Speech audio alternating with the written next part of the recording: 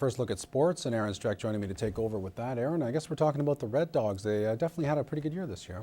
Yeah, they had a really good year. Too bad, though, the guy who started it all, Mckenna, has decided to take his time away from football for now, but he could be getting back into it relatively soon as well.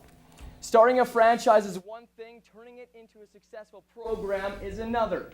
3 years ago, Mckenna brought the Red Dogs football team to the border city last year, winning the Midget Tier 2 Capital District title. This season hosted their first ever home game and came oh so close to a repeat. The Dogs head coach has decided to step away from what he poured his blood, sweat, and tears into over the years. Mckenna has spent the last 3 springs instilling a winning mentality into young football players' minds. Now the Red Dogs sideline boss is moving on. You know, it's a lot of fun running this team. We started this 3 years ago. A lot of people didn't think we could do it. We went into Edmonton against the big teams in Edmonton, and you know, we won. We won the championship last year. We came second this year. We did pretty good. Mckenna has been going back and forth between Lloyd and Bonnyville for the past 4 years. He will now permanently join his wife in the Lakeland region, but football is still going to be in his future. What's your plan now? I would like to see midget football team up in the Lakeland region. Maybe a combination of Bonnyville, Cold Lake, St. Paul. Maybe we can get something going together up there.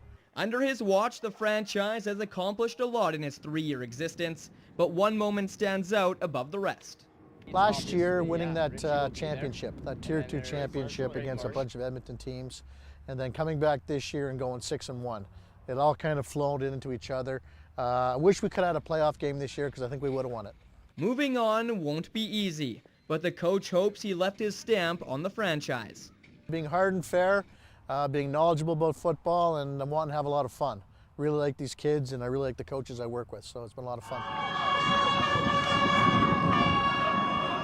When you talk about the Dogs' success, Mckenna is quick to point out he didn't do it alone. I've got a good coaching staff. 3 local softball players have played their way onto their provincial rosters.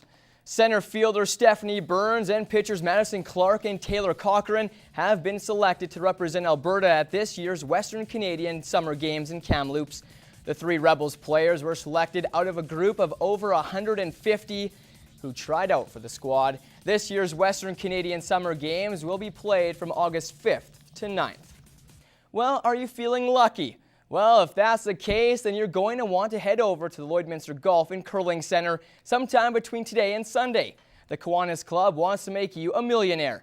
It's the 9th annual hole-in-one contest. Every year it gains momentum. We're getting more and more people taking part and coming out and supporting it. And just keep in mind that every ball that you buy here, the dollar that you spend, the money that you spend, goes and stays right here in this community to help kids in our community. For the next 6 days, every hour, the person closest to the pin advances to the final for the chance to shoot for $1 million. Golfers like Alan Park are trying to beat the odds.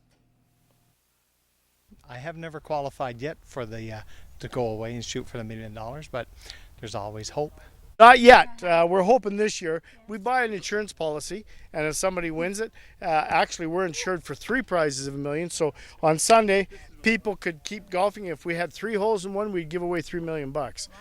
Local golf pro Kyle Mulligan likes to see the competitive spirit in patrons, but appreciates the opportunity to support Kiwanis projects, including upgrades to the Kiwanis Park here in Lloydminster. We're just happy to be able to do something for our local charity and give them the opportunity to raise funds for the city and for the kids of our community.